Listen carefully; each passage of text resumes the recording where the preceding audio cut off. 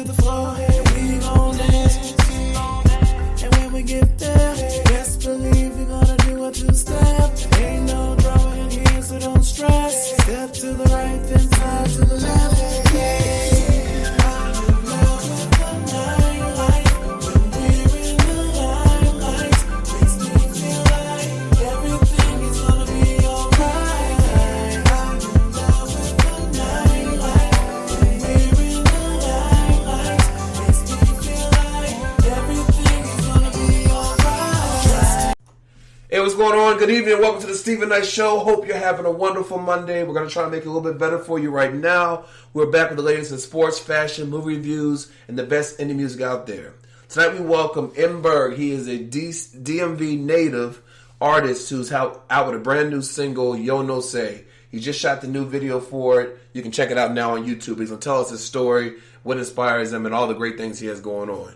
Then in Hot Topics, we're breaking out everything about the fallout with the Gayle interview with Lisa Leslie, to the backlash of Oprah supposedly not going after the black men that are being held to fire by the Me Too movement, not necessarily Harvey Weinstein and the white gentlemen that she's not going after them. We're also talking about this coronavirus. We're talking about a lot of great things. Also, Chica and Adam are going to break down the Oscar recap later on in the show. We're all over social media, Facebook, Twitter, Google+, Instagram, and of course our official website, thestephennightshow.com. Thestephennightshow.com. You can also check us on iHeartRadio, Apple Podcasts. Go to our website, stephennightshow.com. When we come back, question of the day, and hot topics. We're back after this. You didn't know, drip sauce, it's all on me. Anyway, get a taste, get your tie, wipe your face, you got the sauce, it's dripping on me. It's all on me. Get beef, get a taste. And I know you look good, but I'm dripping. Big shit me rolling in my 500 bins, with the drop top showing off for your friends. And you looking good in your lip gloss, know them lips soft, look good, dripping while we getting lost. And if I had you by my side, I know I'd never lose. Got me losing my mind, looking at you. And I know you look good, but I'm dripping so sick. Hey, you know how we dripping, you know how we dripping. Coding what we sipping, you know how we sipping. Diamonds on my women, diamonds on my children. My watch and my bracelets, that's $250,000. She don't like to listen, baby, so resilient. But she know I'm cunning, she know that I'm brilliant. My bank roll 100, but that's just some lush. I spend that on backwards, I spend that on lush. 100 is your heart, like, boy, you know that's real. And I know you look good, but I'm dripping so sick. You didn't know, drip sauce, it's all on me. Anyway, get a taste, get your tie, wipe your face, you got the sauce, it's dripping on me. It's all on me. Get beef, get a taste. Splicker, splash, 200 on my dash, please mold up by my cash. Yeah, I'm fiending for nothing, gotta be for that cornbread stuffing. Billie Jean when she walking, man she mean when she walking. Beat that monkey up good, shawty out line talking. Say shawty, I ain't just talking, I'm an overdrive when we talking. That's my liberal city bitch. I've been by getting it, man. She moan when I look up on her, let it know that I really own her. That's my women's when I'm on her, stuff cigar, pillow when I'm on her. Got my own bag of Italian, cut the cup on my body, two pop like the belly you need. This Louis all up on me, we live from 7 to 3 a.m. You know I'm dripping hot sauce all on the 2 to a.m. But I'm jumping that whip, you tell that rubber, cause the really don't give a shit. Moonwalking all in this, my 50 grand and up on my wrist. This cold with a little bit of hit.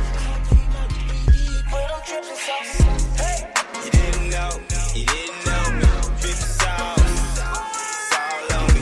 Anyway, get a taste, get your tie, wipe your face, you got the sauce, it's dripping on me.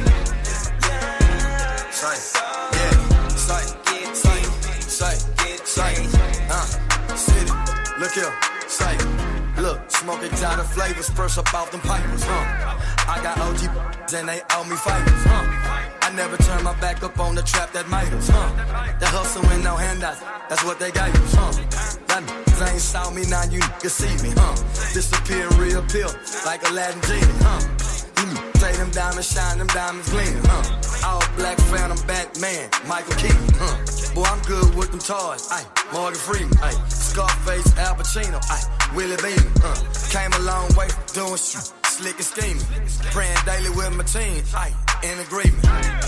You didn't know, drip sauce, it's all on me. Anyway, get a taste, get your time, wipe your face, the cap sauce, it's dripping on me. It's all on me. Get a piece, get a taste. And I know you look good, but I'm dripping sauce. Hey.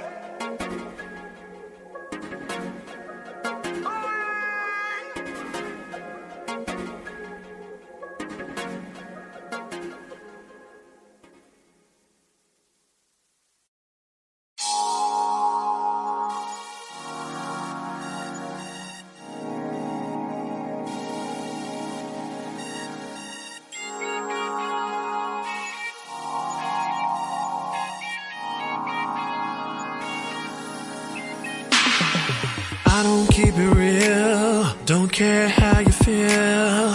I'm just like everyone else, do you know what's real? Let go your past, girl, let it all go. Don't judge me according to what you've been through. I know it wasn't right what they did to you. You gon' have to trust me, you gon' have to trust me. I'm nothing like them other guys. Don't let a good thing slip away because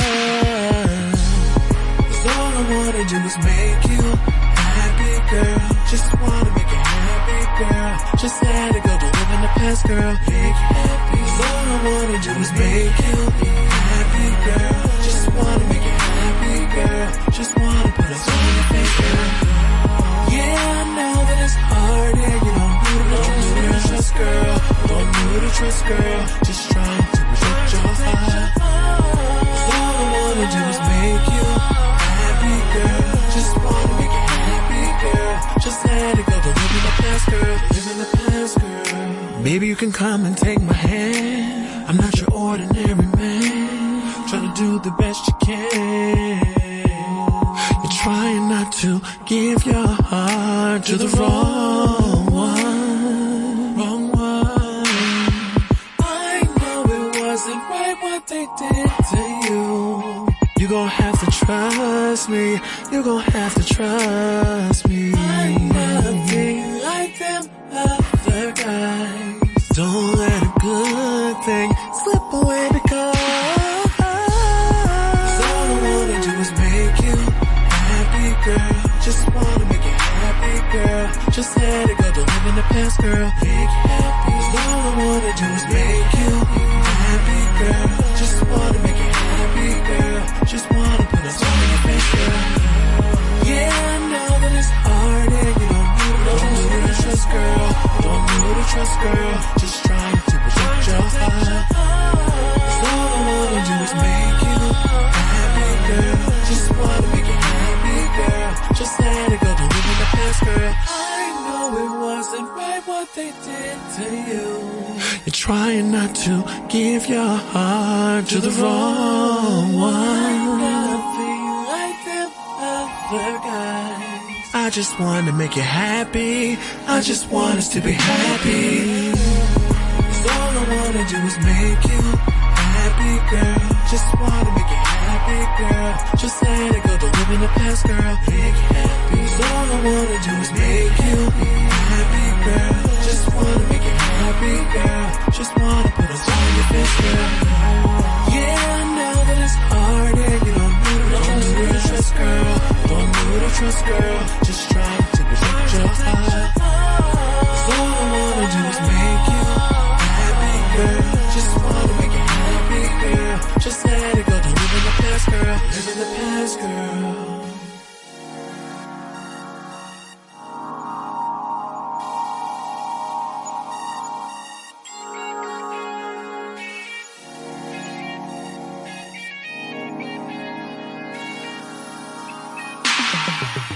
This is Robin Dixon from The Real Housewives of Potomac, and you're listening to The Stephen Knight Show. Welcome back to The Stephen Knight Show. As you know, it's Black History Month, and so we have a person of the day, and that is John Mercer Langston. He was the first black man to become a lawyer when he passed the bar in Ohio back in 1854. When he was elected to the post of town clerk for Brougham, Ohio in 1985, Langston became one of the first African Americans ever elected for public office in America. Now, he was also the great uncle of Langston Hughes, who you know as the famous poet from the Harlem Renaissance. So, shout out to John Mercer Langston. We're trying to give you Black History Month. Go on Stephen Knight Show Instagram page. We post it every day as well. All right, Miss Parker, how you feeling? Happy Monday. How are you? I'm good. How was your weekend? It was good. Enjoyed a little bit of snow and yeah. I had some girl time for my friend's finance birthday, so it was good. Yeah, that's awesome. Yeah, my weekend was pretty cool. I didn't do a whole lot, but it was good, just to be home and cleaned up a little bit and all that kind of stuff. So not much going on. What about you, Chike? Oh, hey, I had a good weekend. Good. Nothing much, nothing too crazy. Okay, all right. Well, our question of the day is, do you feel like in today's society, the cancel culture, people take it too extreme? Do you think the public takes it too extreme? Ms. Parker, what are your thoughts on that? Honestly, I've just been trying to stay off that. I know you guys are probably referring to the whole guilt king thing. I just think it's unfortunate that the energy from us losing a legend, his child, 7 other people, has turned into a bash fest of whether or not black women hate black men and an infight within, black women versus black men. I think it's unfortunate. I think it's the saddest thing to watch. I myself have been accused of hating black men for holding them accountable. So I think that was her timing inappropriate? Yes. Is it excusable? No. Have she apologized and said what she needed to say to clear things up? Yes. But I think to put so much energy and negativity and be so disgusting towards a black woman that could be your mother, old enough to be your mother, and calling her bitches, is a reflection of those men. It shows more about who they are than it does the person that they're supposedly upset with. I just think that anytime you hold a black man accountable, I remember because I posted about the whole Bill Cosby thing for years, I posted randomly one day that, just shout out to my black man, I love you. People were in my inbox you don't love black men? Literally telling me that I didn't love black men because, one, I don't respond to inbox messages, and secondly, I post things about black men like Bill Cosby and R. Kelly. I was like, really? So you can't love black men and hold them accountable? That's the environment, that's the state of our black community right now. I have had to pull myself away from even having this dialogue with people, just because to me it's almost like talking to a Trump supporter. We don't get each other. I think black women and black men have lost all communication, all understanding of each other. Not obviously on a one-on-one level. If I met someone that I click with, not to say that I can't have a conversation with them and we're vibing on the same frequency or on the same level of consciousness, that's different. But as a whole, I think that we are disconnected. Well, what do you think about when we talk about the cancel culture, when someone makes a mistake and then people are quick to say they're canceled, we're not supporting this person anymore? Do you think that the public, do you think they're too quick to do that, or do you think it's appropriate? What are your thoughts on that particular part? Honestly, it's not really. It's just a social media. Everyone, there's a word for it. Regurgitating the environment and regurgitating the vibration and the energy. No one is really thinking about what that means to them. No one thinking about the context. If you think about it, that's a momentary thing. It happens so often with so many people now that it's like a fad. Mm-hmm. It's like a social fad. This person is canceled, that person is canceled. it doesn't really hold any meaning, really true meaning to it if you think about it. Think about all the people that's supposed to have been canceled. Yeah. It's like after a moment had passed and it moved on to somebody else, everyone forgot about that. Mm-hmm. Yeah. Yeah. Chike, what are your thoughts?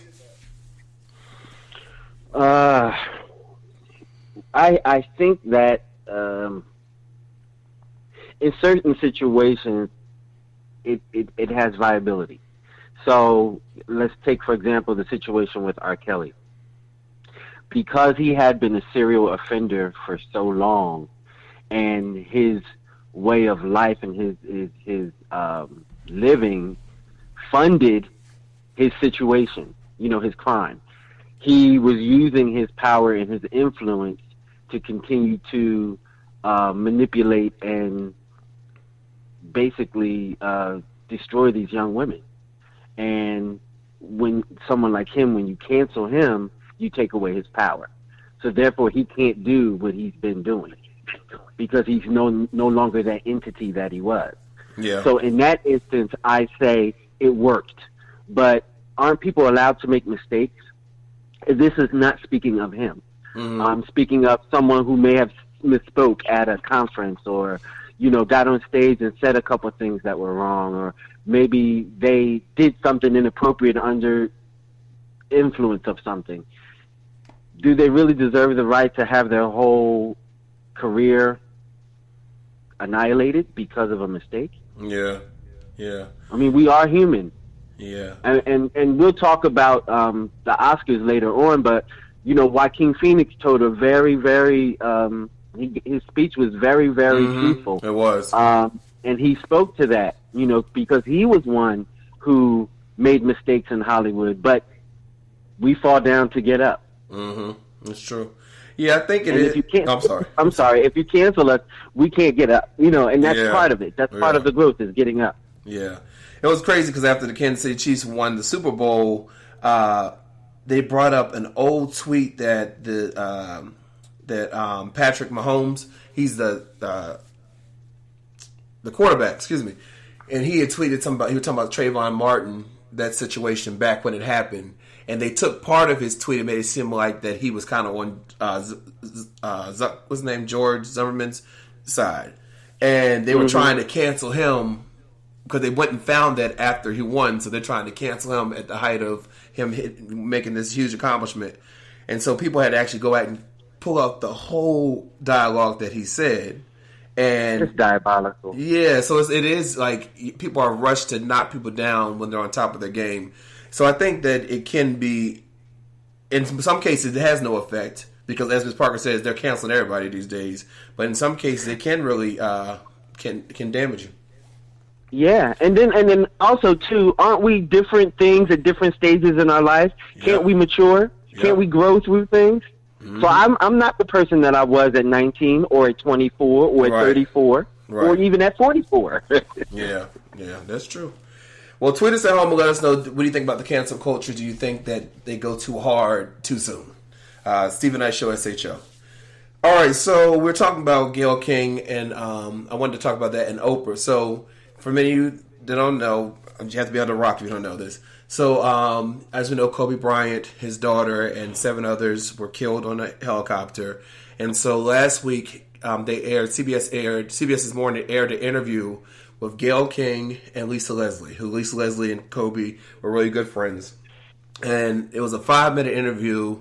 But in the interview, she asked Lisa Leslie, did she think that Kobe's legacy is complicated because of the sexual assault allegations back in 2003-04. And Lisa Leslie said no, she doesn't. And she said that he wasn't that kind of person. She said that she knows, like, they would go to a club. He wasn't the one, hey, Lisa, go ahead and introduce me to that girl, that kind of person. And she said she had other NBA friends who were like that. Hey, get her. And Kobe wasn't that person. And Gayle says to her, well, you wouldn't see that side of him if that's your friend. And she said, well, that could be true, but I just don't believe that's who he is. She said, I'm not saying nothing happened in terms of between him and that girl, but I don't believe it was forced because that wasn't the kind of person he was. And so Gayle pushed back again, and Lisa pretty much said, well, listen, it went to trial. and he was found innocent. And I think the media needs to respect that and leave it there. And Gail was satisfied with that answer. And then they went on with the rest of the interview. Well, I believe the interview aired on Tuesday or Wednesday. And so later that day, CBS This Morning just released that part of the interview on social media. And so it went viral. And people started going after Gail, saying it was inappropriate, that she was pushing Lisa Leslie, trying to get a story. But they were praising Lisa Leslie for her the way that she responded. And so celebrities and the public, they were making videos. Snoop made a video calling her a bitch and a dog hair bitch, or someone he was talking about her wig, and people were really going in on Gail. And so I would see articles where people were saying that you don't have to keep Kobe's legacy by tearing down Gail. Then I see people saying Gail and Oprah are dangerous to the black community because, Oprah's under scrutiny because they're saying when it comes to the whole Me Too movement, she's primarily highlighted the black men that were predators as opposed to people like Harvey Weinstein and whatnot, who when she was asked in the interview about Harvey Weinstein, she said that she always tries to see the silver line in everything, and if we make it all about Harvey Weinstein, then we miss the message. But, she interviewed Michael Jackson accusers, and she was going to be part of a Russell Simmons documentary about his accusers, but she backed out. And she went on CBS This Morning and explained why she backed out. She said it wasn't because Russell Simmons was pushing her to do so. It's because she said she does believe the accusers, but she felt there was more information that came out that they needed to wait. And since the people didn't want to wait, she didn't want to put her name on there. So anyway, that's the saga. So Snoop actually because what he said in his original video, he said that she needs to respect the family, and if she doesn't, we're coming after you. So a lot of people thought that was a threat to her. But Snoop made a video, it was either yesterday or today, where he clarified what he meant. He said that he's a peaceful person. He said he meant what he said in terms of being respectful towards the family and to his fans that are still mourning, but he in no shape or form meant harm against Gail, because she was getting death threats and things like that. She had to travel security. And he didn't mean that, but he thinks that we need to, hold up the family and keep his legacy strong. So the question is, do you feel like, this is what I think about the whole thing. You tell me if I'm wrong. I think that the question definitely was inappropriate, especially around the timing. He hasn't even been buried yet. He just had passed away 2 weeks ago. His family's still mourning. His fans are mourning. His team players are mourning, everyone. And so I think that her question was inappropriate. But I think because her affiliation with Oprah is why she got it so hard, because people think that Oprah has been doing this intentionally. And so Gail is kind of lumped into Oprah's doing because of her association with her. What do you think, Ms. Parker? I think I've already kind of shared. I don't want to go too much into it just because for me it's just a topic that is upsetting for me. Mm-hmm. But I think it was inappropriate that she asked the question. No one is saying, I haven't read anything from anyone that said they agree with her asking, because the question was inappropriate. Well, a lot of people said she did her job. They said she's a reporter, she did her job. The timing was inappropriate. I do say that. Because I think that if we believe in people being able to, in redeeming factors in people, because I too, at that point when the Kobe thing happened, was disgusted. Regardless of what happens, if it was forced or not, he cheated on his wife and something took place that was inappropriate. So not to erase that from history, I don't think that should be something that we never talk about. But I do think that when people are in so much pain, saying about his family, in so much pain, that she should have been a little bit more compassionate and maybe hold off on that question. I'm sure there would have been other opportunities for her to ask that question to somebody else that was close to Kobe. But the timing was inappropriate to ask the question. The question is valid, but the time was inappropriate. Okay. I agree with that. But I think that to hear a black man calling a woman that's old enough to be their mother bitches, it is the most unsettling thing to me. To me, it crosses all boundaries. It is nasty and cruel, and it's a representation of the state of our connection with each other. It's just disgusting to me. I don't care about the reasons around it. I just think it's disgusting. Yeah. Chicken, what are your thoughts?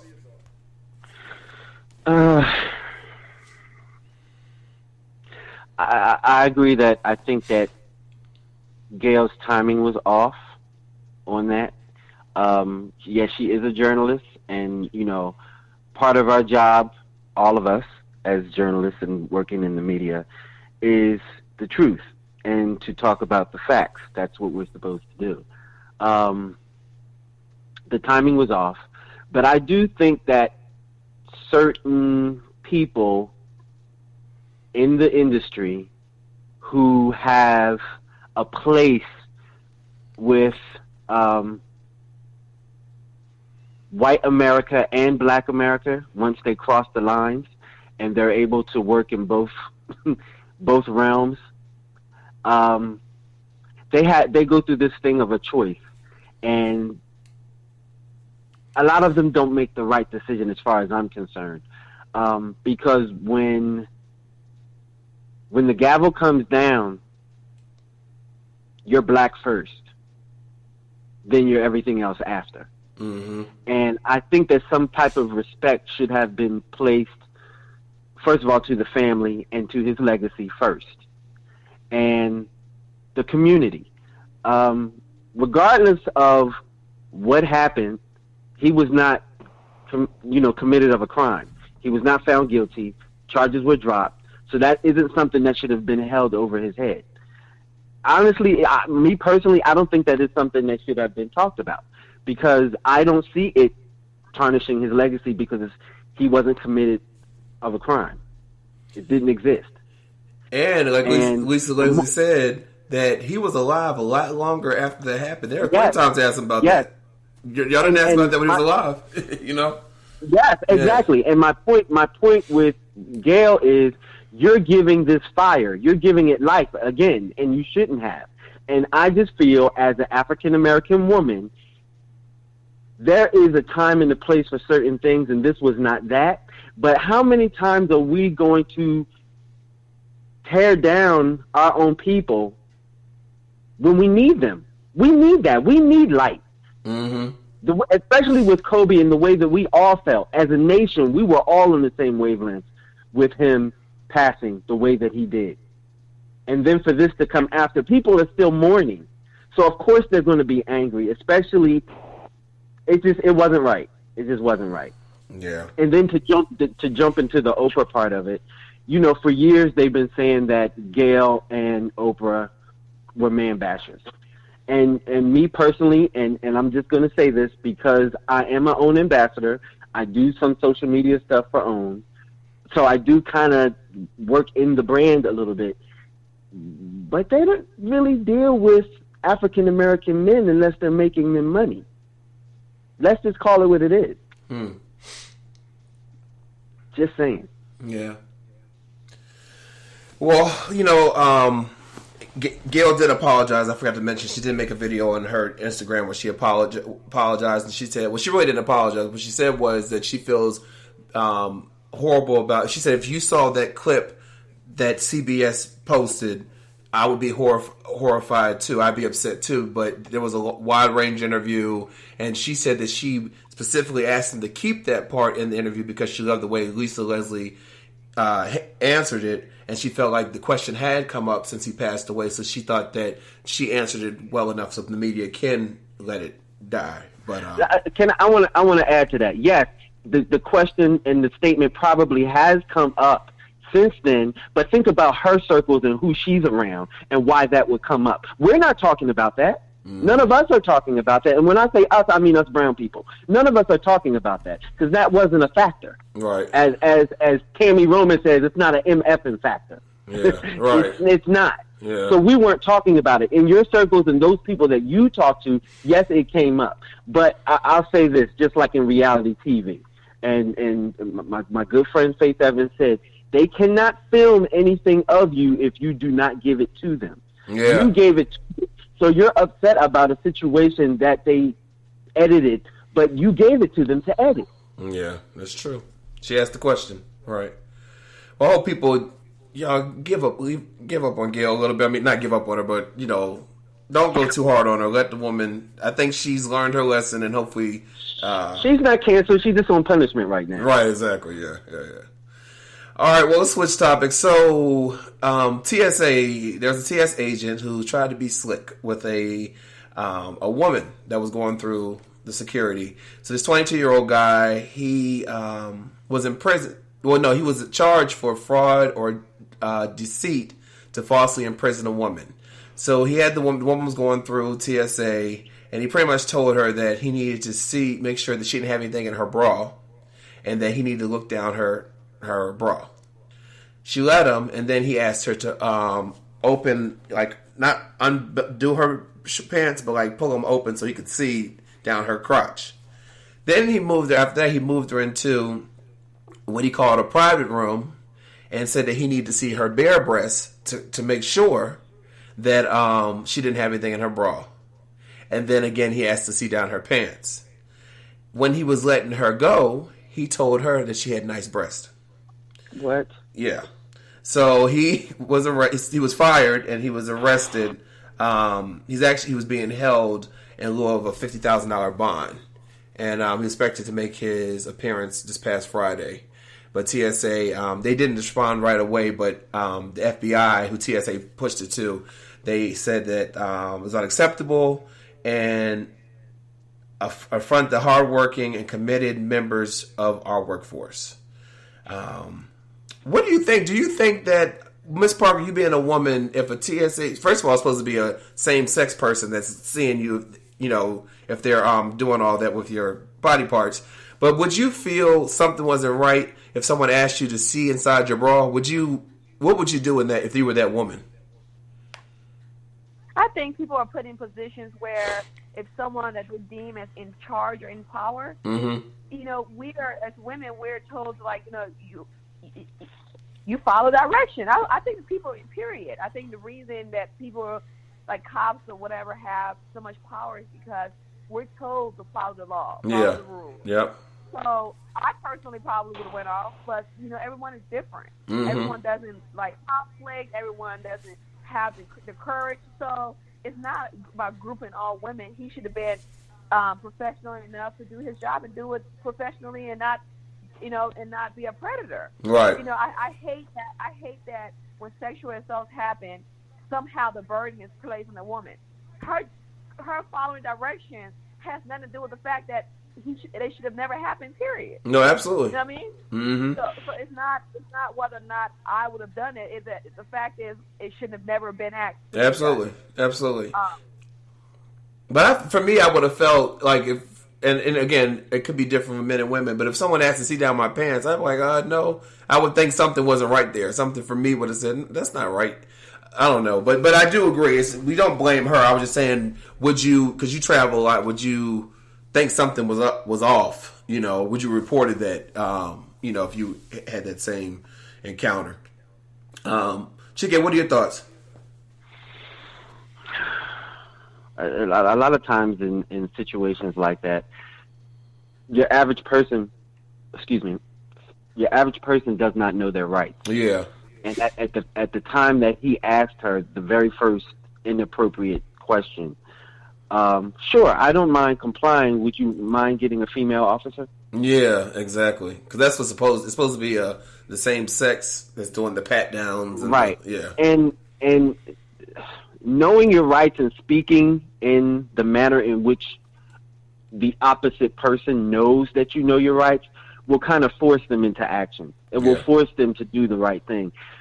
I just have a habit in a way of trying to deal with people in a way so that they know that I'm doing things for a record. Mm-hmm. Like I'm going to respond to you the way you're responding to me with a question. So I can be sure. I want clarity. And then when they understand that I'm getting clarity, they kind of, oh, well, wait. Like, he's kind of like, okay. Yeah. He's making a pass. Because I'm thinking about, nowadays, the way things are, I'm thinking about everything in a litigious type of manner. Mm-hmm. Like, I need to get a record because we don't know where this is going to go, and I might need to use this later on. It's a shame that you have to be that way, but this world is crazy. You got to be vigilant. Yeah, you definitely do. Well, let's take a quick break. We'll come back with a few more hot topics right back after this.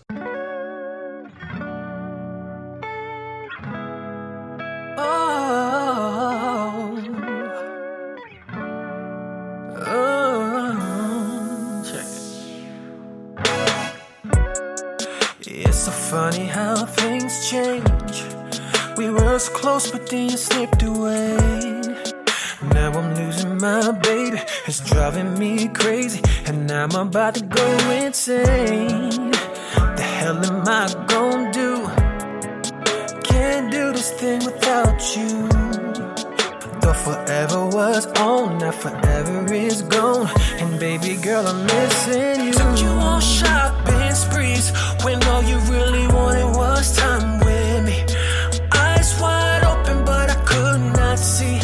Just know if ever you give me a chance, I'm giving you all, giving you all, giving you all, giving you all. I said I'm giving you all of me, giving you all, giving all, giving you all of me, giving you all, giving all. When I was struggling, you held me down. When I was slipping, girl, you stood your ground. Anytime I felt lost, always gave me real talk. You helped me be a better man. Then this music finally came around. I'm flying high, but you ain't leave the ground. The shit I put you through, the hell am I to do? Cause baby girl, I'm missing you. Took you on shopping sprees, yeah, when all you really wanted was time with me. Eyes wide open, but I could not see.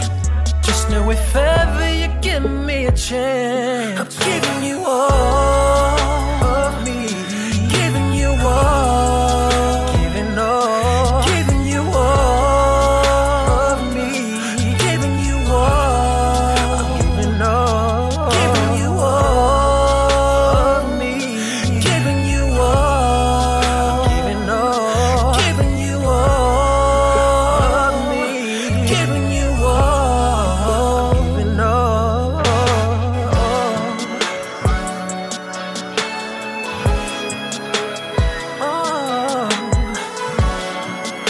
I ain't gonna stop, no. I ain't gonna stop, no. I'm giving you all, giving you all, giving you all, giving you all.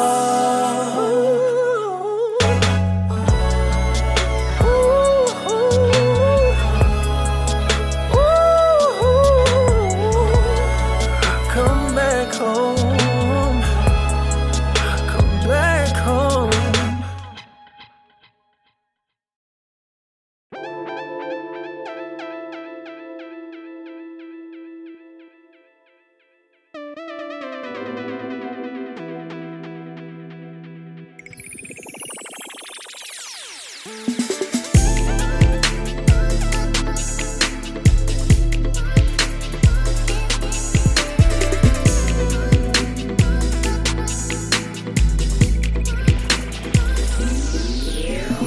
When I was younger, I used to wonder if I would ever get the chance to sing movie stars.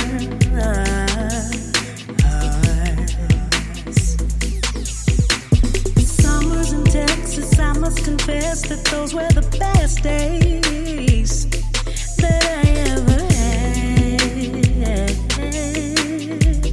had, yeah. Now that I'm older, this world is colder. Chips on our shoulders, can we get over all the pain from the past? So I was stuck in the middle, becoming bitter. Then I considered life can be so simple.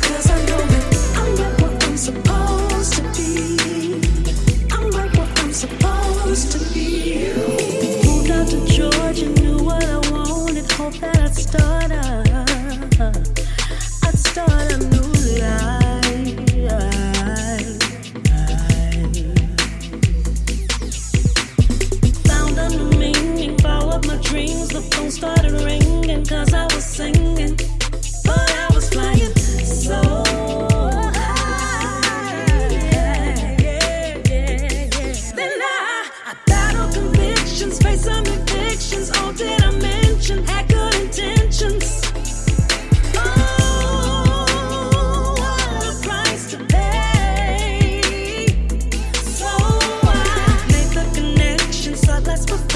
Just keep accepting life can be so sweet when you let it go. You gotta let it go. Feel fine, got a peace of mind, and it's right on time.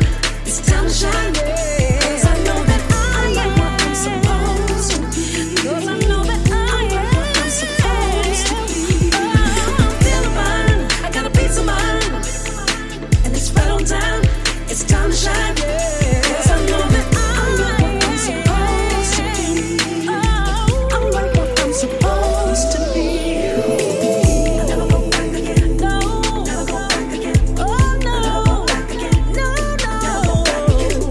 I never go back. No matter what they tell me, no, I'm never turning back to where I'm supposed to be. I never go back again. No, never go back again. No, I never go back again. Yeah, never go back again. I never go back again. Never go back again. I ain't going back no more. Got a peace of mind, and it's round time. It's time to shine. 'Cause I know that I am what I'm supposed to be. 'Cause I know that I am what I'm supposed to be. I'm feeling fine. I got a peace of mind, and it's round time. It's time to shine. 'Cause I know that I'm what I'm supposed to be. I'm what I'm supposed to be.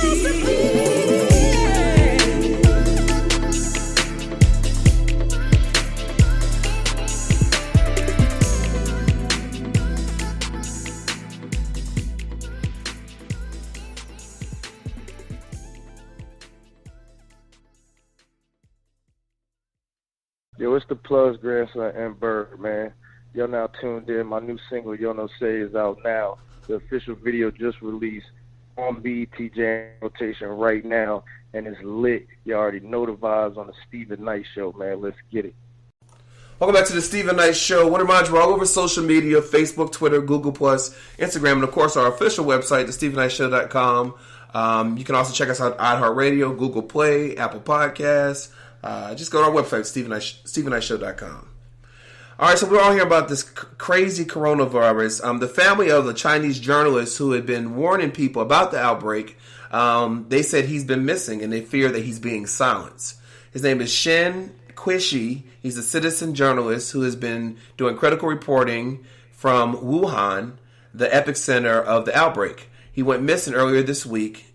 It has hundreds of thousands of people in China demanding freedom of speech online. So the journalist's disappearance comes in the wake of the passing of Li Wenling, a 34-year-old doctor who died of the same virus he had tried to warn others about early on. The virus has now killed more than 800 people, mostly in mainland China. Li's death ignited outrage across China, especially because he was punished by police for spreading rumors, quote-unquote spreading rumors. People called for an official apology from the government and flooded social media under hashtag I want freedom of speech, a fundamental right supposedly protected under China's constitution. The hashtag was reportedly censored by the next morning. Now Chen's disappearance, friends and family say that they later found out that police had forced him into quarantine. By Sunday, Chen's disappearance had started to gain traction on Weibo, China's Twitter-like platform, with many demanding he be released. So Chen's friends said that they feared that he would be taken. He feared that he'd be taken in custody, so he left them with all his logins and whatnot to his computers.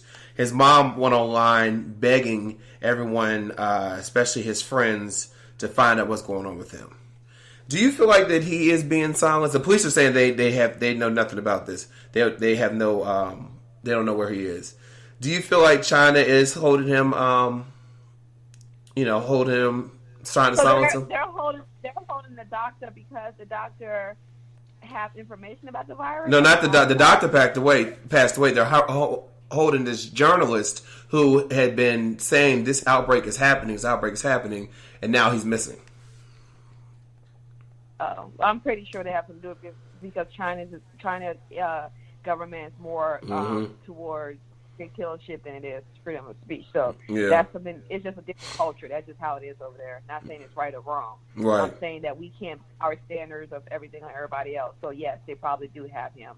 But this whole coronavirus thing, I think there's a bigger thing behind it because China is a country of like 13 billion people. Billion. The largest population of people, right? Right. And less than 1% of those people have the virus. Every year in America, it's about 13% of people 13 to 20% catches the flu. You know what I mean? Mm-hmm. And some of those people do die from it. So what is making the epidemic? Things are epidemic when they put that on it. You know what I mean? Like that's a title that it's a fear factor for some reason. We're somehow being put into this position to be fearful because I think something bigger is happening. I think there's some trade agreements that are happening. I think Trump is trying to somehow control the trade agreements, and he knows that it can weaken their economy. It has to be something bigger because it makes no sense to deem something an epidemic that killed or affected, not even killed, less than 1% of people. Mm-hmm. Yeah. Chica, what are your thoughts?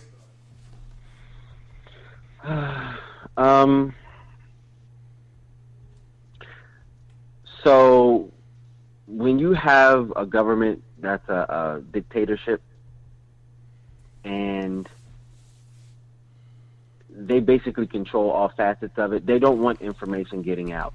Mm-hmm. So it's a possibility that they have him under lock and key or maybe snuffed him out because they have to control the narrative. And what I found interesting was that when I first heard of this virus, it wasn't called the coronavirus. It was called the Wuhan virus. Mm-hmm. And then magically, the name changed. And they kept pushing for this corona. I'm still calling it the Wuhan because that is what it was initially called. Because I guess they're trying to take the narrative away from China and put it, call it something else. No, that's a Chinese virus. I don't think. Where did it come from? How did it start? Mm-hmm. What was the origin of it? They think it came from this I don't know. It's some kind of reptile that I guess is used there. They use it there for something, and they use some of the shell from the animal. I forgot what they use it for, but they think that it came from one of those animals. It got into the food or something. That's what I saw on the news, but I don't know. But I saw a video the other day online, and there was this guy, and he was saying that when he first heard about coronavirus, he remembers hearing that name before because something he was studying, and it's actually an ingredient on the back of the Lysol, mm-hmm. the human coronavirus. Mm-hmm. And so he's thinking, well, how is this new?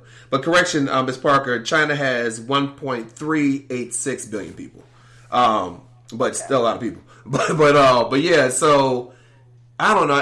These diseases, it's like I don't know. It's.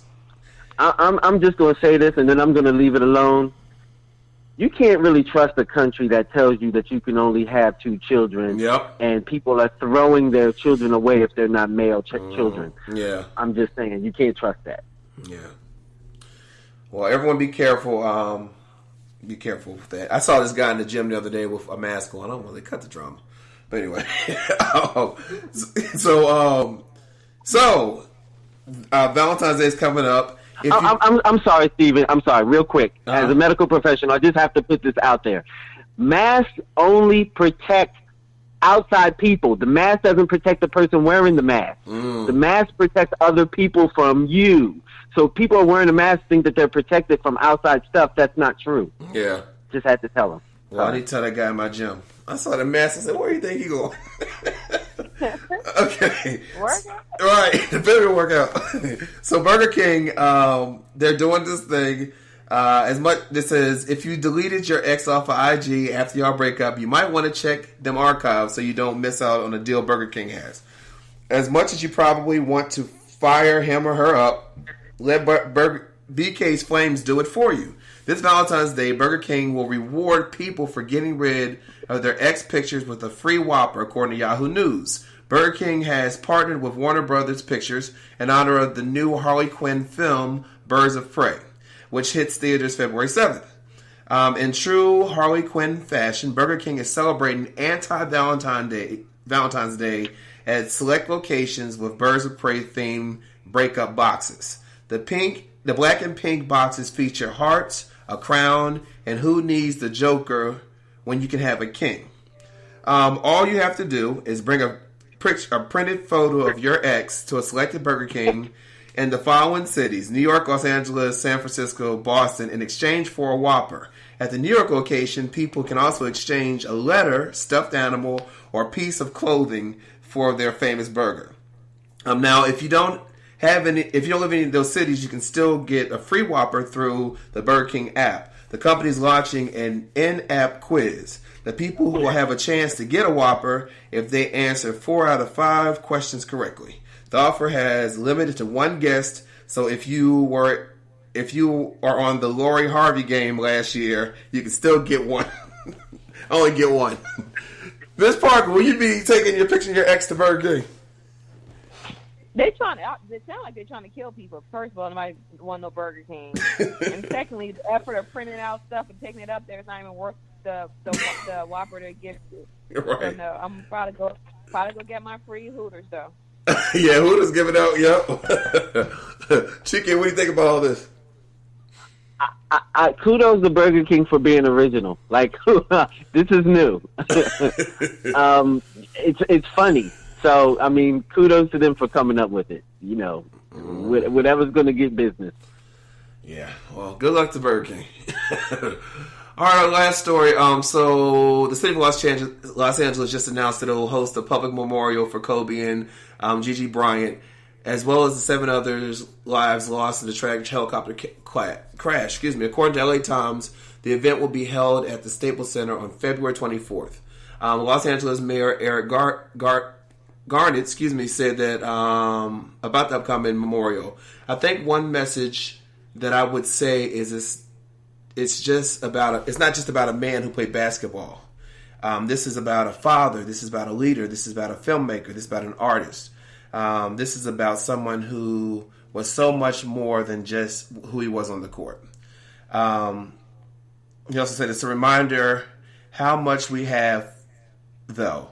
We are a city that believes in each other, believes in something bigger than ourselves, and we will absolutely do everything to make sure that this is done so everyone can come out and see it. So there's not much really to say to that. 24 was his number, so that's why they're doing it on that date.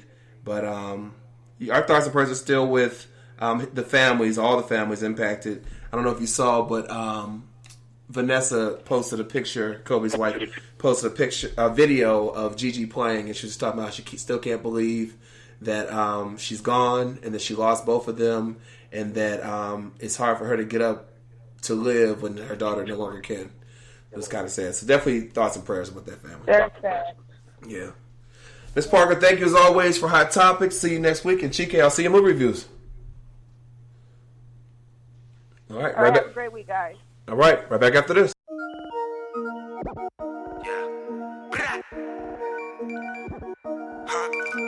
Damn, B, hold up. Hello? Yeah.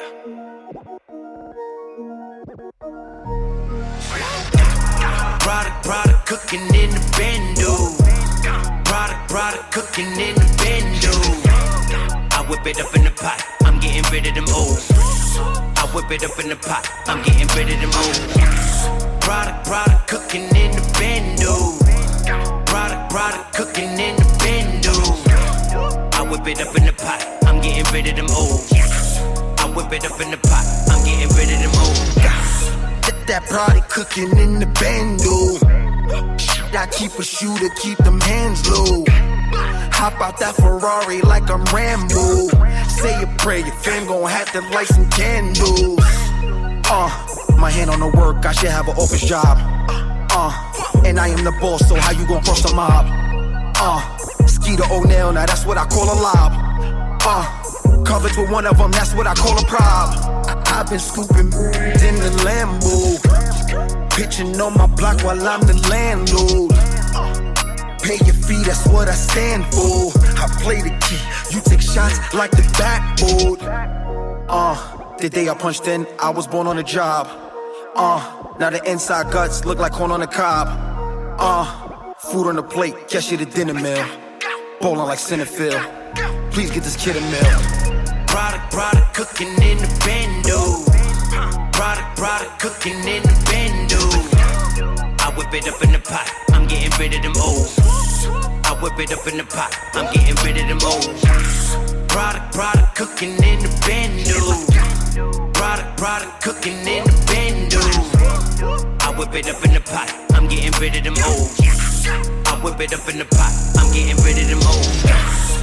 I gave them more than they can ask for. Big stick, similar to Jim Duggan Axel. Big whips, call me SOR. Yeah, I'm that boy. SV, call him Escobar. With them tracks, boy. I can't say sorry, I make you fellows mad. And can't stop me, I'm like a yellow cab. And just for that, I might cop the yellow Jag. I never left, but it's like you could tell I'm back. Got about 220 on the dashboard.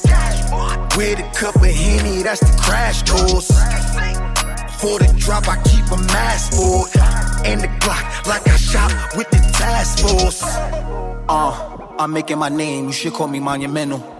I studied the best, you can't even find a temple. Like I'm tapping them bags, every dime I mention. You can't even find a signal. You don't know the grind I mentioned. Product cooking in the bando. Product cooking in the bando. I whip it up in the pot, I'm getting rid of them O's. I whip it up in the pot, I'm getting rid of them O's. Product cooking in the bando. Product cooking in the bando.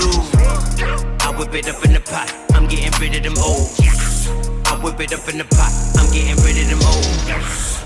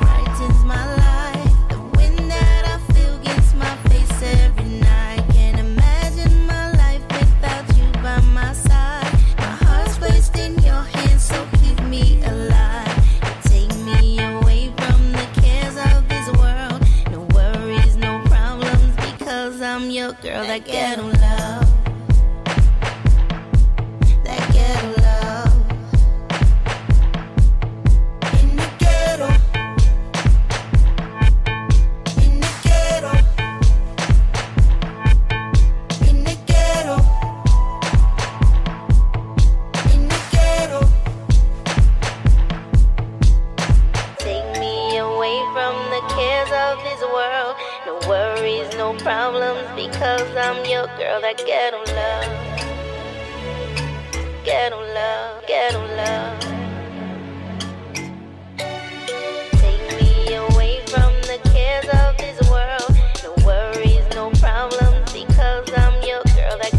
love.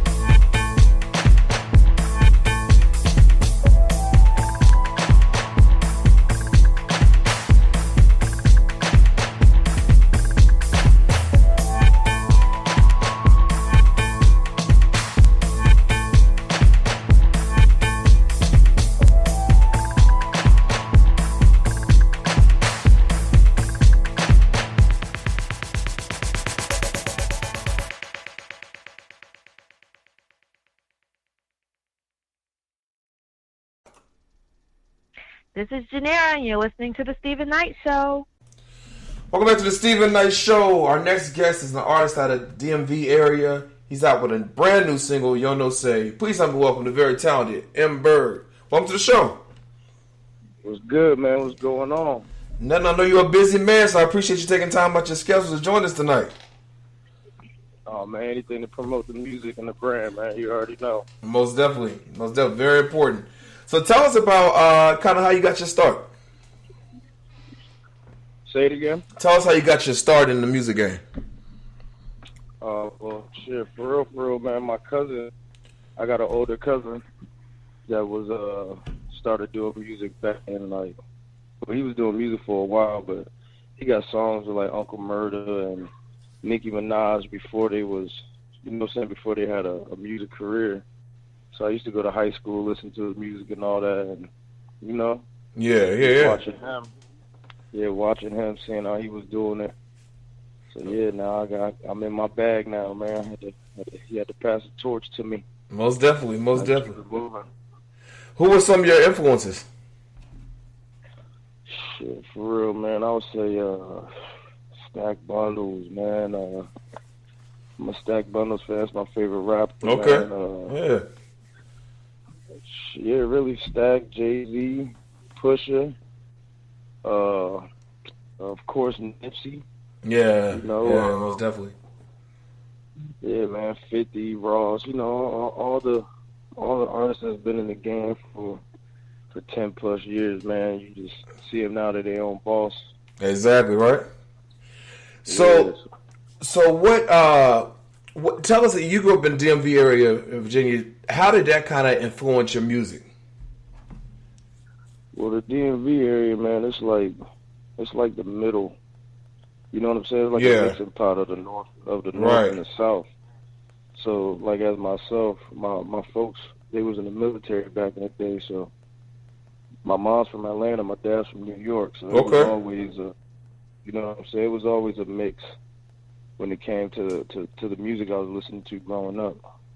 Yeah, I can see that. Definitely. So now you got the new single, Yo No Say. I heard it. It's hot. Tell us all about it. Yeah, man. Well, Yo No Say, man, I recorded that song last summer. Okay. And like I wasn't really comfortable with it because, you know, my Spanish isn't really up to par. I'm half Puerto Rican, but you know, my Spanish is kind of trash. That's not your first language. The crazy part was it was. Oh, it was? Back when I was young, yeah. Back growing up, it was. But, you know, my mom's black, so she had me up in the church. Right. You know how that goes. So that gospel took over.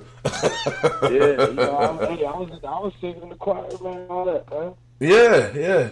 Because you still, because even though you rapping, you still singing while I was listening to the track. I watched you perform. You still singing with, you know, singing the hook, right? Yeah, you know, fake singing, but you're not on your Usher, but you doing your thing, right? Yeah, hell yeah. But yeah, when I did that, I had to call some family members and stuff like that. Like, yo, how does this sound? Blah.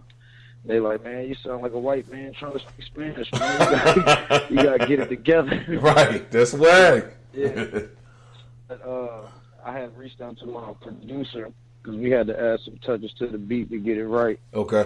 Once we got that right, you know, went back, got it mixed by my boy Carl, Gym Star Pro out of Maryland. Okay. He's an engineer. He's done a lot of big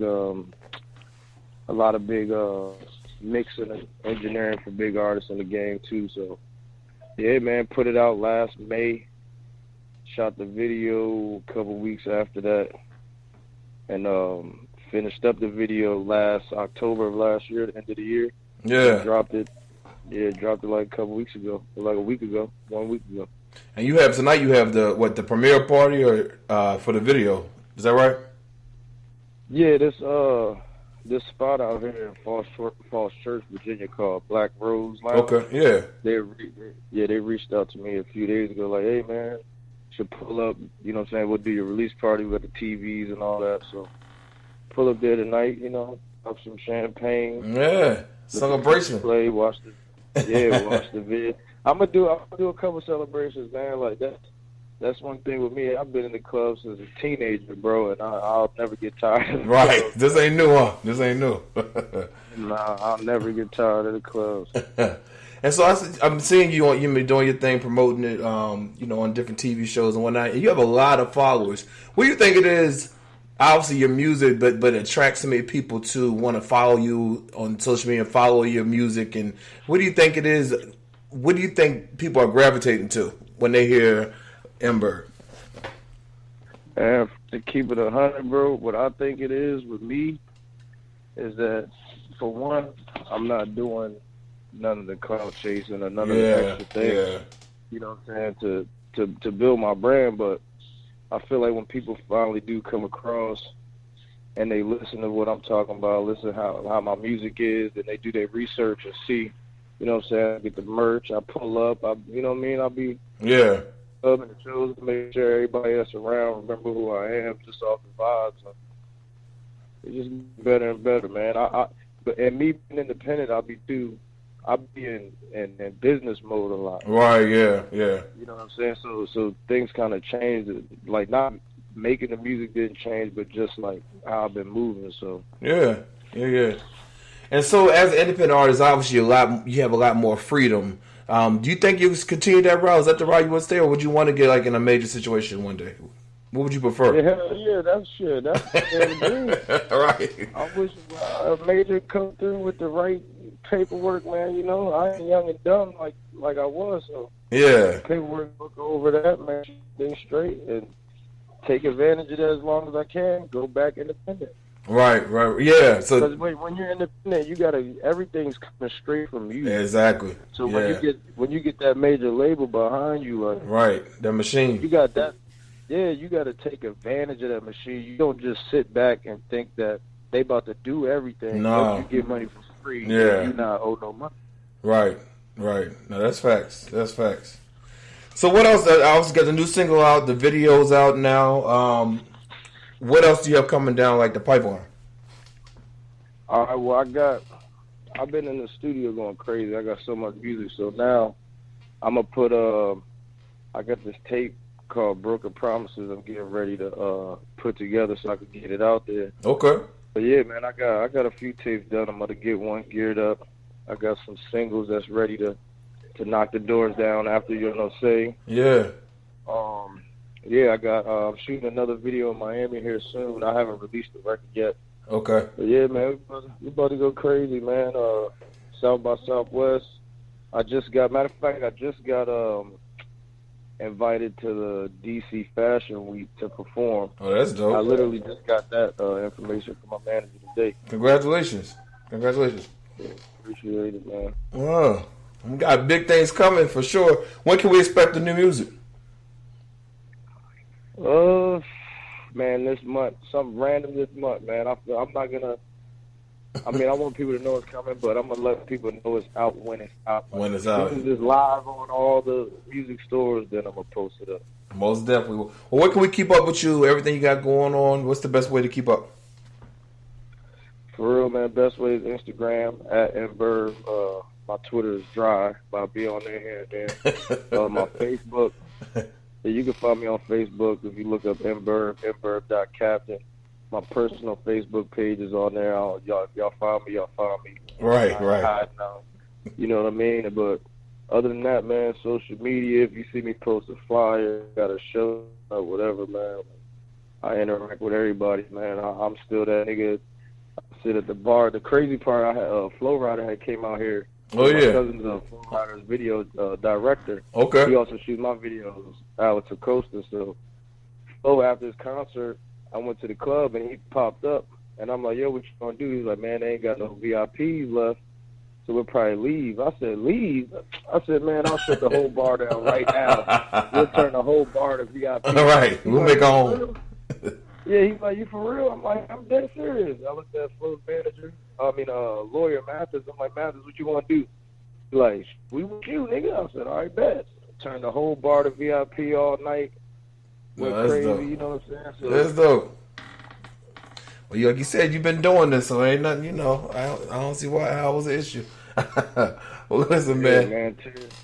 10 years in, finally made that one, man. You know, say that. Yeah, it's dope. It's dope. It's super dope. We'll be playing it after this, but I want to wish you continued success in everything you got going on. And I know tonight's going to be lit. Listen, the new single is Yo No Say. Everyone go download it right now. Much success to you, M-Burb. Thank you for joining us tonight. Appreciate you. All right. For more information, you all go to our website, thestephennightshow.com, and we'll be right back after this.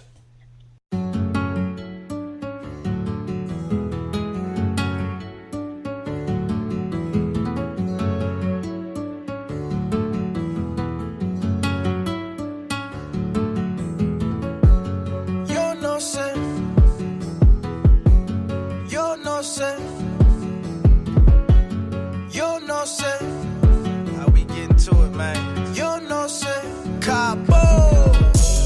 You know, say, why they hating? Why they hating? Why? You know, say, why they ain't go out and get it, man? You know, say, they gon' ask me how I did it, told them. You know, say, you know, I told them, ay. Me no comprende, I made 100 on Wednesday. 100 on Wednesday.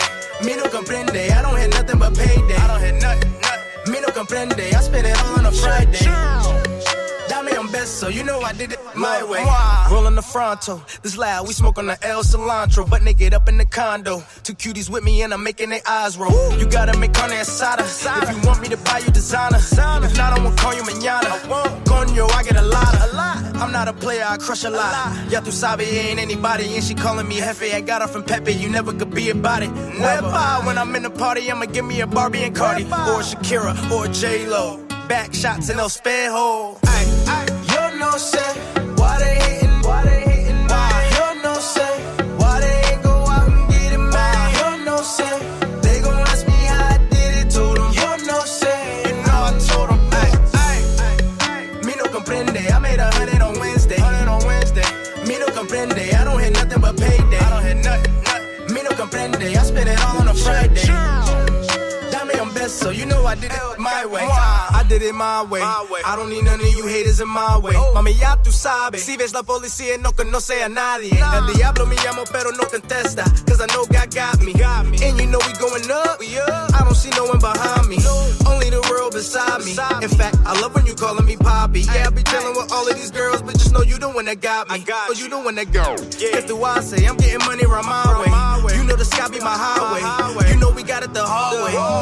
Y'all know say, I don't care what they say, I'ma do it my way. You ain't help me get to it. Y'all know say, put your hand out, you ain't been around one day. You ain't been around. Y'all know say, why they hating? Why they hating? Why? Y'all know say, why they ain't go out and get it, man? Y'all know say, they gon' ask me how I did it, told them. Y'all know say, you know I told them. Me no comprende, I made 100 on Wednesday. 100 on Wednesday. Me no comprende, I don't hit nothing but payday. I don't hit nothing. Me no comprende, I spend it all on a Friday. Dame on best, so you know I did it my way. You know say, they gon' ask me how I did it, told them. You know say, you know I told them. Ay.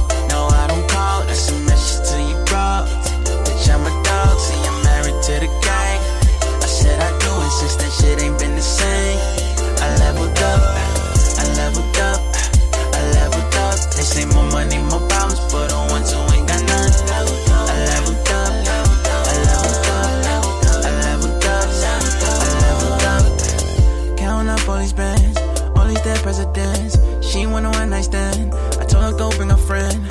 More money, more problems. I'm a rich nigga, I'ma solve it. She came in head in the foreign. I'm flexing on them so gorgeous. Go your bag, what's that rolling? Real recognize real, but I do not know you. Go your bag, what's that rolling? Real recognize real, but I do not know you. I don't recognize when they talking down. Bank accounts filled with large amounts. She just want a real nigga to come around. She just want a real nigga to come around. When I hit it, I don't call. No, I don't call. That's a message to your bro. Bitch, I'm a dog. See, I'm married to the game. I said I do it since that shit ain't been the same. I leveled up. I leveled up.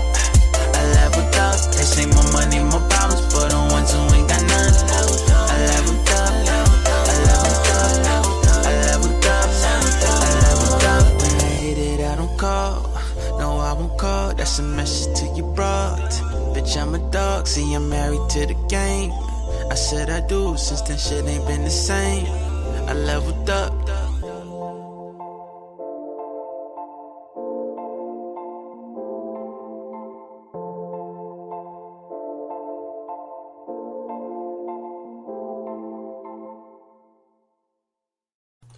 Welcome back to the Stephen A. Show. Adam, how's it going?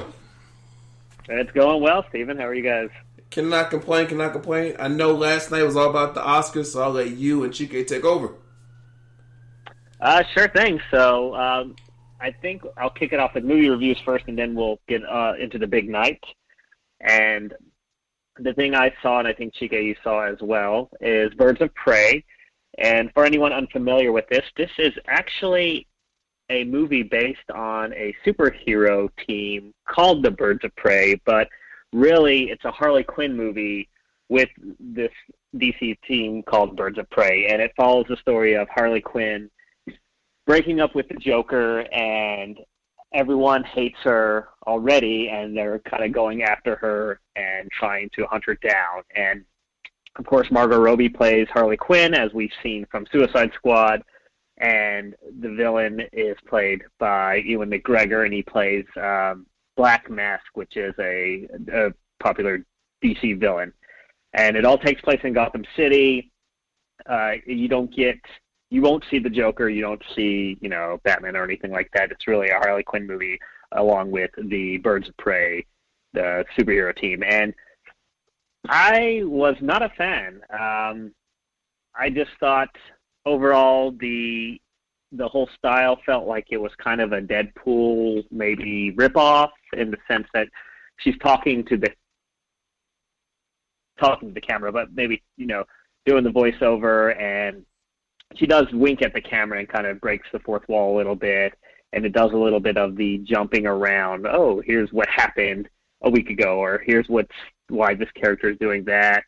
I felt like the script was a little uneven, and even the action sequences, which I know some people liked, felt a little just roughly choreographed. And I think we expect a little more from our superhero movies, and when you have villains that come in one at a time instead of like kind of doing the whole group up and attacking the superhero, that we would see something like that in the 80s and the 90s, it felt a little dated. And again, it's a superhero movie, or it's a comic book movie, so you can let your suspicion of belief go a little bit. But for me, I couldn't shake it, and it was just overall felt like, I wouldn't say as bad as Suicide Squad. I did like this better than that, but it felt like a dud to me. And I know Chike, you saw it, so maybe way off. Yeah, I found it a little campy, but again, dealing with the subject matter, it is Harley Quinn. And if you know anything about DC, or you know anything about the comic, the storylines, or anything about the characters, Harley Quinn is not an A character. She's like a B/C character. And for them to give her a feature movie alone probably wouldn't work. So that's why they had to do Birds of Prey. Because Harley Quinn doesn't really exist outside of the Joker. But they found in Suicide Squad that she was really popular. And with that being said, they thought that they could make money off of her. That's why they did this movie.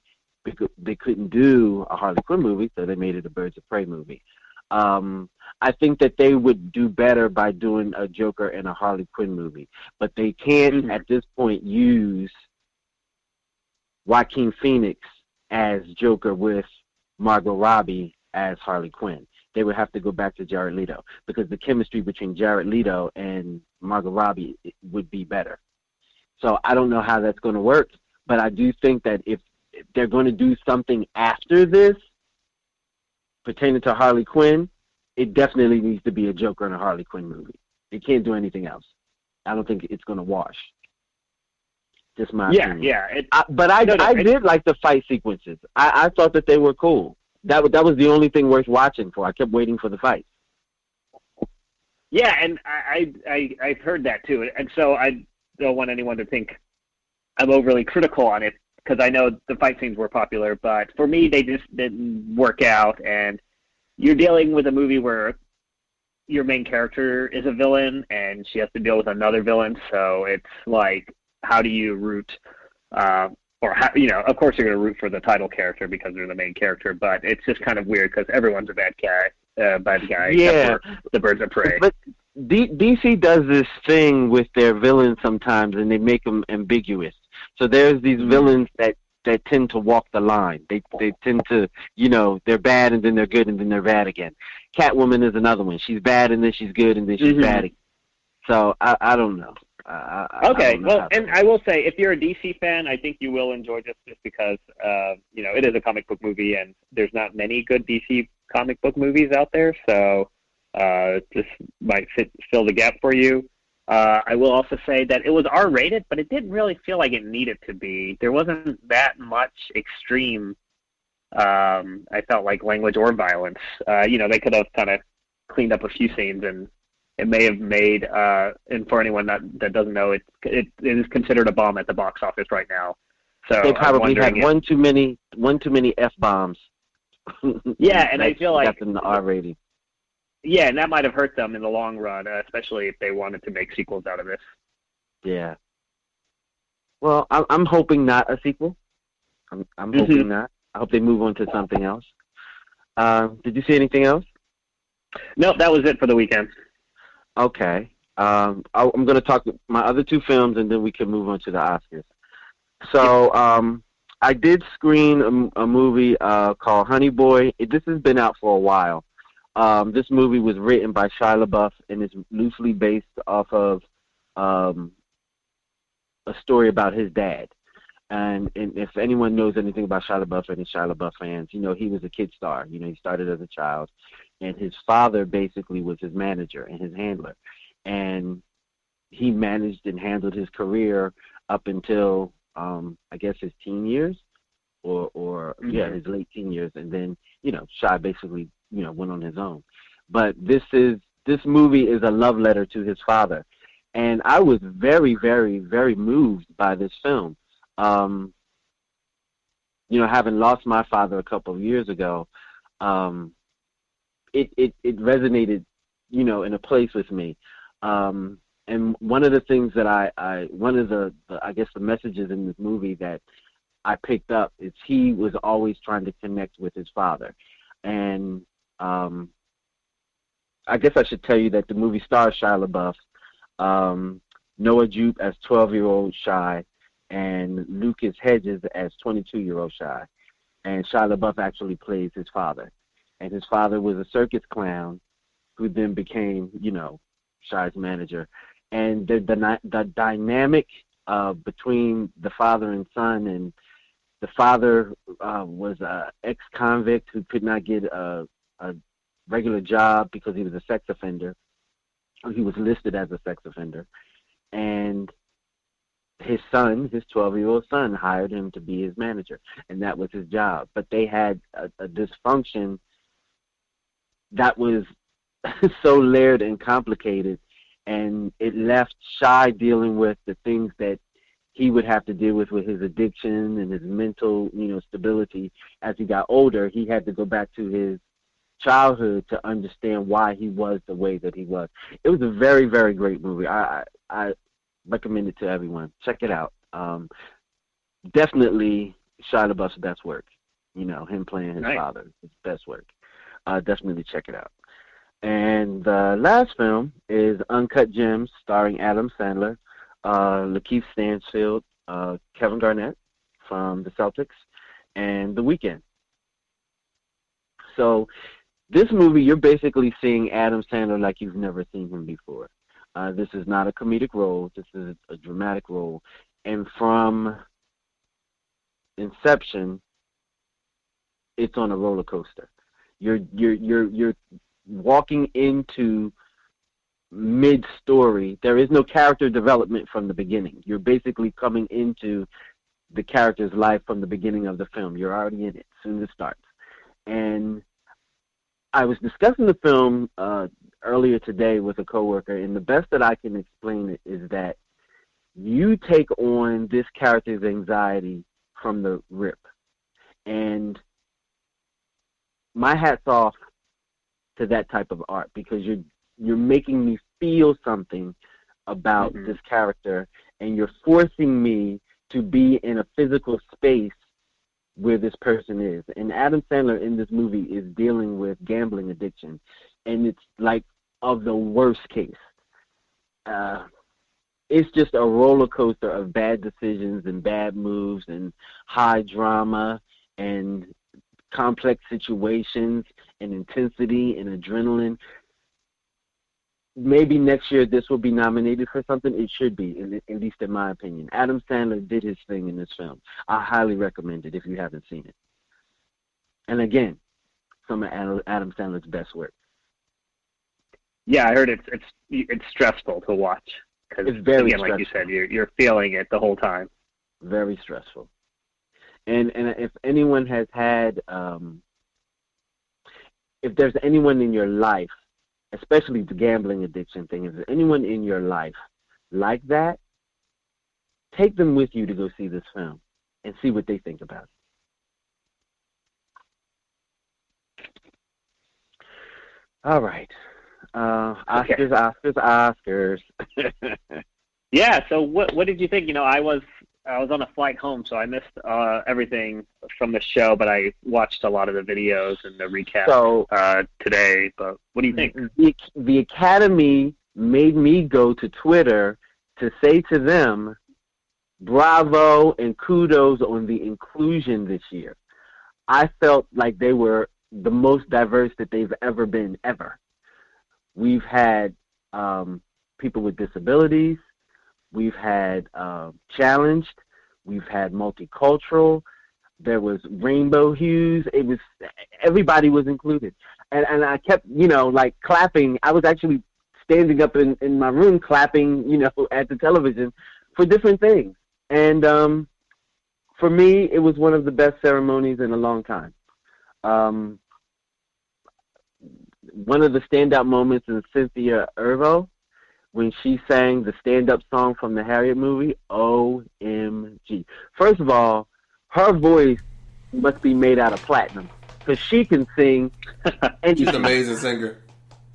She can sing anything. But just that whole performance and how they had it set up, and then at the end of the performance, they illuminate this picture of Harriet Tubman, like, over top of the stage. I was like, wow, this is at the Oscars? Oh, wow. And then Joaquin Phoenix acceptance speech. And I'm sure at this point it's probably trending, and I'm sure people have pulled it up on YouTube and listened to it. He basically spoke the truth. Like it, don't like it, feel however you will about it, he spoke the truth. And again, I was standing up and clapping. I thought that it was a good ceremony. I have no discrepancy about any of the winners. I don't think anyone got robbed. I think that I thought it was excellent. It had low ratings. It had really low ratings. It did? Yeah, they said it's the lowest in a minute. But can I say something about Cynthia, I was just on Google, and I had no clue, but they're doing a film on National Geographic. I was going to talk about that. Did you know that? I had no clue. Okay, So I'll let you talk here's about it. Go ahead. Here's the thing. So they're in the middle of filming this movie called Respect with Jennifer Hudson about the Aretha Franklin story. This film will be in theaters. Mm-hmm. So National Geographic has this series, and it has been going on for a while. And this upcoming one in May, I forget the name of the series, but this series, the third installment, will be based on Aretha Franklin. And Cynthia Erivo will be playing Aretha Franklin. Yeah. I just saw the trailer. It looks really good. Yeah, I'm thinking because it's National Geographic, because they don't really play. Yeah. They're a documentary type of entity, and I highly respect them. Anything that they put out, is normally stellar. I guess what I'm concerned about is, is the motion picture checking in to see, how they're doing, to see if they can measure up to what they're going to deliver, because it seems at this point, because it's coming out in May, they have to be pretty much done at this point. Yeah, because the Respect comes out in October. Yeah. So I wonder if they're checking in, taking notes. They have spies going over. What's going on? They're doing something. The trailer looks really good. I just saw it on YouTube. It should be interesting because this is a series, and they can do what they're doing over a period of days. Yeah. Jennifer and the crew, they're only going to have a couple of hours to tell their story. So this should be really interesting. Yeah. And sidebar, there's this thing that is going on with African American actors and African actors. Well, I guess actors of color of African descent. I'll say that.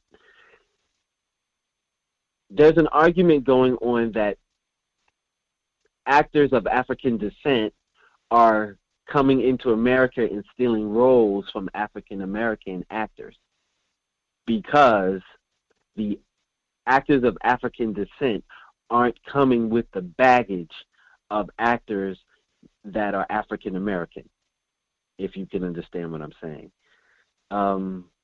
They don't come with the prejudice or the oppression that is uniquely American, because they're not American. So they don't have that baggage on their shoulders. They're not coming into work complaining about equal rights or inclusion or oppression, because that's not their background. That's not their history, because they're not American. So I don't know if there's any validity to this, but it's just been talked. And I would like to explore that a little bit more and have a deeper conversation about it. But if you really pay attention to it and you start looking at some of the bigger roles that have happened over the years, especially with iconic people, most of those people that played those roles are people of African descent, not African Americans.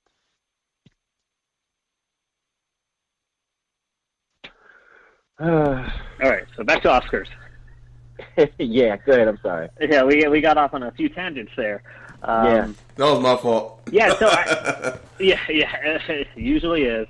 So no, I liked all the nominations. I wasn't as big of a fan of Parasite as everyone else, but I am glad it won over a few of the other titles on the Best Picture. And I'll probably give it another rewatch. I did love the speeches and like the translations and everything like that. I think that was well done. I haven't seen Judy, so I don't know how. I mean, Renee Zellweger won for that, but it does make me want to go watch that movie. And I do, of course, want to check out kind of, you miss out on the shorts, but I do like watching those. So I'm going to be following up with them. But yeah, overall, I think they did a good job with everything. Nothing was too controversial. I think they definitely decided to choose Parasite partially because it was the first time a foreign-produced or foreign-made film won Best Picture or foreign-language film. So I think they wanted to kind of keep that going and change some perspective. But yeah, I was a big fan of it as well. I do have one negative, though. What is the young lady that just won all the Grammys with the green hair? What's her name? Oh, Billie Eilish? Yeah, I'm not a fan. I was listening to her when they did they do the memorial where I thought she sounded really Yeah, good. she did. Yeah, I Yeah. thought she sounded good too for yesterday. Mm-hmm. Yeah, I guess I'm just not a fan of her singing style. To Oh, me, okay. she sounded like both of her feet were in a vice and someone was slowly tightening them Okay. as she was singing. Yeah, that type of singing, that type of style is already done, and no one does it better than Toni Braxton. That breathy, emotional. I didn't buy it. It just didn't work for me. Actually, I found it annoying. Sorry. And I know she won all these Grammys, and I guess people love her, but it was annoying me. Well, you know the old saying, haters gonna hate. Right. Yeah. But other than that, But if that's your thought the only whole negative, ceremony, that's still pretty good. Yeah.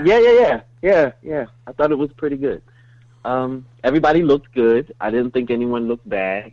I particularly enjoyed Maya Rudolph's and Christina Wigg's. Oh, yeah, they were funny. Presentation. They were Oh, funny. yeah, I love them two together anyway. Yeah. I'd be glad when they pick another movie. Mm-hmm. Yeah, exactly. They did such a good job last year as well. Yeah. Are there any movies that from the Best Picture nomination that you haven't seen that you will want to watch, or are you kind of ready just for next year's? Well, I know you saw movies. I know you saw 1917. I'm interested in that because I've seen a couple clips, and just for the action of it, I want to watch it.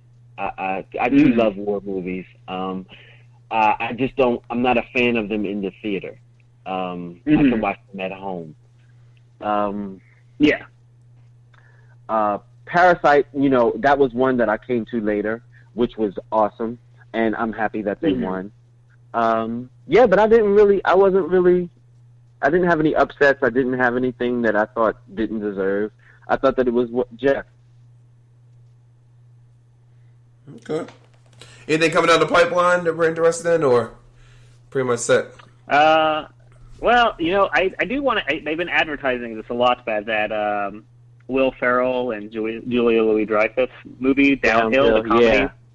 Yeah, I'm very interested the more I in watch that. it, I am going to want to see that. So that's on my alley. And I know you like the horror movies. Are you going to watch this Fantasy Island, the one where it's kind of like they all come to that 70s show, the movie from the or that TV show from the 70s where they go to this island and their fantasies come true? Yeah, like I don't know. I used to be twist. a fan of Fantasy Island, and there was nothing horror about that. Fantasy Island was basically a vacation place that you went to, and you could live out your wildest dreams or your wildest fantasy came true, and it was a happy place. It wasn't scary. So I don't know. I don't know how that. Okay. I don't know. Yeah, I don't know. I don't really even like the fact that they're messing around with Fantasy Island. And then making it a Harvey horror film. Villachez, he's dead. So, I mean, who's going to say the plane? That was signature for that, I know. I don't know. They're ruining all of our childhood memories. Yeah. I'm interested in Lakeith Stanfield and Issa Rae in The Photograph. I think that's going to be our next Love Jones. I think that's going to be a very powerful love film. Yeah, I agree. I'm very, very interested in seeing that. I agree. All right.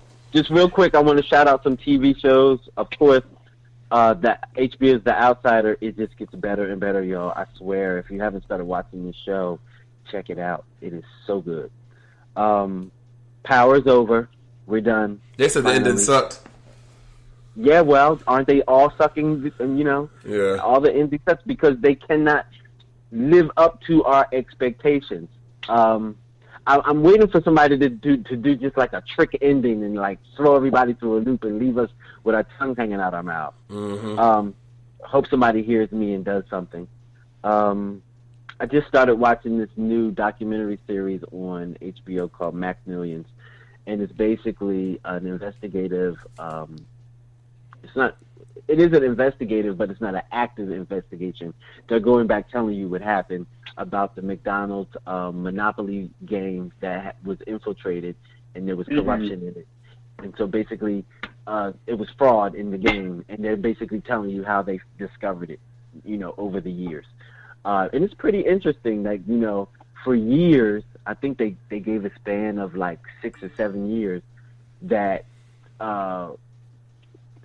people were stealing. Like the winners were, it was all connected. Like it was an inside situation. So those millions and millions of dollars were coming from an inside source. It was very interesting. Of course, The Messiah on Netflix is a wonderful show. Definitely watch that. And you guys, Modern Family is in this last 5 episodes.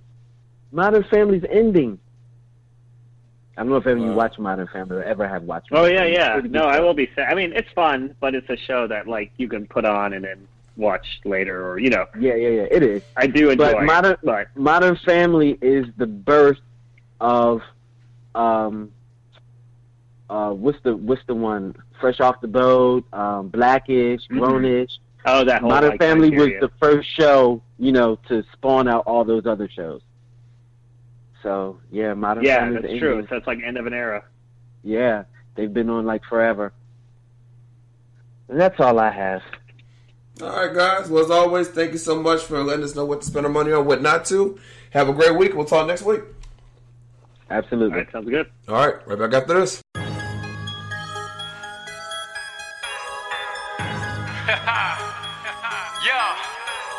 It's your boy Cadillac. How can we call ourselves disciples if we ain't putting in this work? Hey, I'm a disciple of the streets. I'm a disciple of the streets. I'm a disciple of the streets. I'm a disciple of the streets. DTS and DTSing. In the hood, I'm affected. Talking Jesus, he the legend. DTS and DTSing. I'm a disciple of the streets. I'm a disciple of the streets. I'm a disciple of the streets. I'm a disciple of the streets. DTS and DTSing. In the hood, I'm affected. Talking Jesus, he the legend. DTS and DTSing. I run through the city, but I run for my Lord. It's a spiritual warfare, and I'm ready for war. Got that body of armor, from my head to my toe. Yeah, he's the light of my darkness, so watch how I glow. So when I walk through the valley of the shadow of death, I feel nothing in light, cause I know that I'm sick. Dude around me, 31-6, Christ is with me, so it's time to get where I need to go, and go where I need to be, and that's a disciple of the streets. Yeah, disciple of the streets.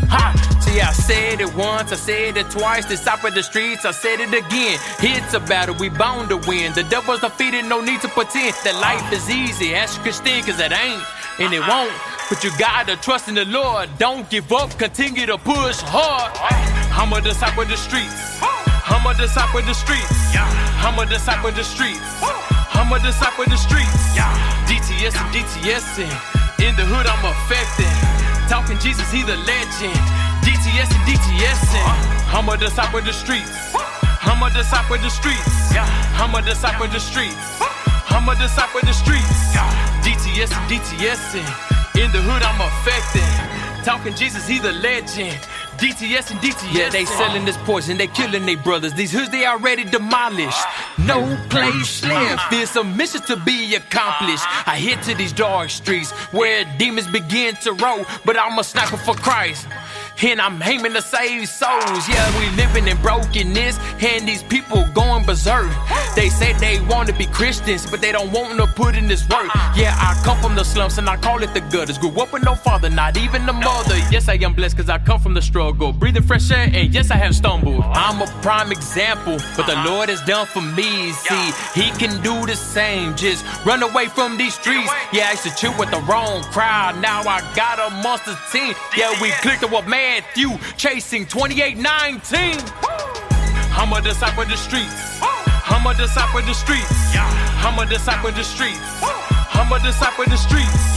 DTS and DTSing. In the hood, I'm affected. Talking Jesus, he the legend. DTS and DTSing. I'm a disciple of the streets. I'm a disciple of the streets. I'm a disciple of the streets. I'm a disciple of the streets. DTS and DTSing. In the hood, I'm affected. Talking Jesus, he the legend. DTS and DTSing. I'm a disciple of the streets. I'm a disciple of the streets.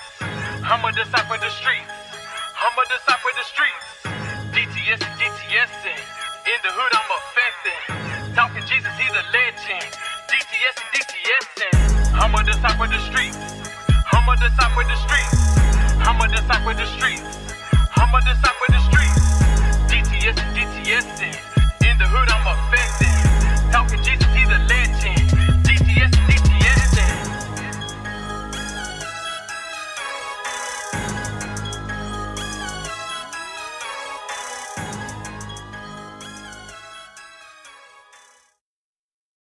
Welcome back to the Stephen Knight Show. Aaron Cosby, how you feeling? Stephen Knight, all is well. Happy Monday. Happy Monday to you. How was your weekend? It was good. It was good. That's good. You? Mine was laid back, didn't do much, so yeah, I can't complain. Okay, cool. Did you watch any of the XFL games? I did not. Tell us about it. Well, the XFL is a new football league. Yeah. Mm-hmm. The X stands for extreme, and I think we know what the F and the L stands for. Right. But in case people don't know, it stands for Extreme Football League. Right. And it is absolutely phenomenal. Like, I was impressed. It's really good. Okay. Yeah, it's really good. Yeah. I mean, it's not NFL caliber. Yeah. But it is. It's close. I heard it usually gets low ratings though, because at first they said when it first came out it was doing a lot better, but then people kind of got tired of it. I guess I don't know. I was actually listening to NPR and they were talking about the XFL. Is it? Yeah. What are your thoughts on that? All that? I think it's going to do. I think it's going to do well. When it came out the first time, which was I believe maybe 10, 15 years ago. I think it's all about timing. Yeah, that's true. It was before its time. Like people weren't ready for it. Okay, that makes sense. And also, yeah, and also I don't think that it had the backing that it has now. Okay. It's a really good product. Like it just looks good. It looks good on TV. They actually play like a professional team. Like these teams are quality teams. Mm-hmm. They're good. They are really good teams. Okay. It's exciting. Yeah, I see it lasting. All right. Now, could it just be hype and maybe 4 or 5 games into the season it'll kind of fizzle out? Hey, never know. But as of right now, it's phenomenal. That's good. Yeah, I believe in the XFL. Like, I am all in. Okay. And that's all I got, man. That's really, what else is going on in sports? There's really nothing going on in sports, bro. Yeah, it's kind of slow right now, but it'll pick up. It'll pick up. Yeah. Oh, I can mention this though. Spring training for baseball has officially started. Okay. Yeah, so baseball season is coming up. It's about that time. Yeah. And that's all I got, man. All right. Light. Well, we definitely appreciate it. Yeah. All right. Well, as always, everyone, have a great week, and we'll talk next Monday. All right. All right. Right back after this.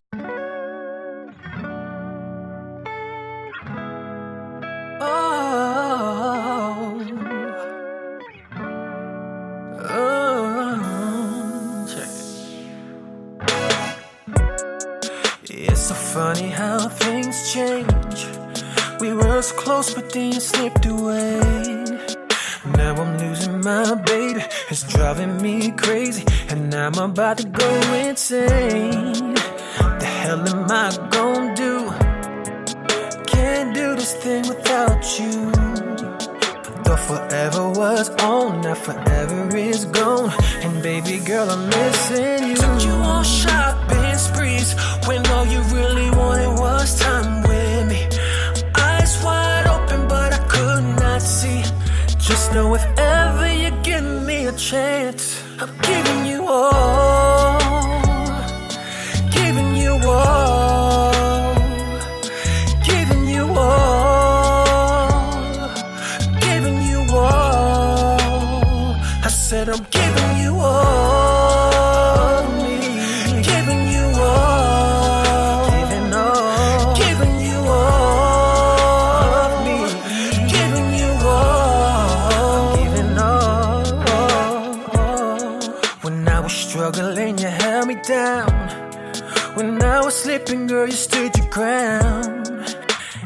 time I felt lost, always gave me real talk. You helped me be a better man.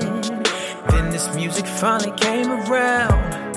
I'm flying high, but you ain't leave the ground. The shit I put you through, the hell am I to do? Cause baby girl, I'm missing you. Took you on shopping sprees, yeah, when all you really wanted was time with me. Eyes wide open, but I could not see. Just know if ever you give me a chance, I'm giving you all of me. Giving you all. Giving all. Giving you all of me. Giving you all. Giving all. Giving you all of me. Giving you all. Giving all. Giving you all of me. Giving you all. Giving all.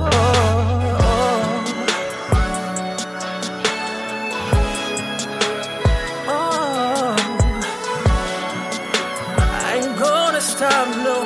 I ain't gonna stop, no. I'm giving you all. Giving you all. Giving you all. Giving you all.